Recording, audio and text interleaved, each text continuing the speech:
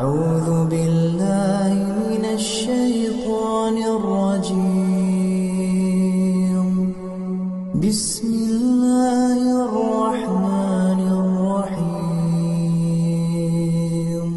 ولا تمدن عينيك إلى ما متعنا به أزواجا منهم زهرة الحياة الدنيا لنفتنهم فيه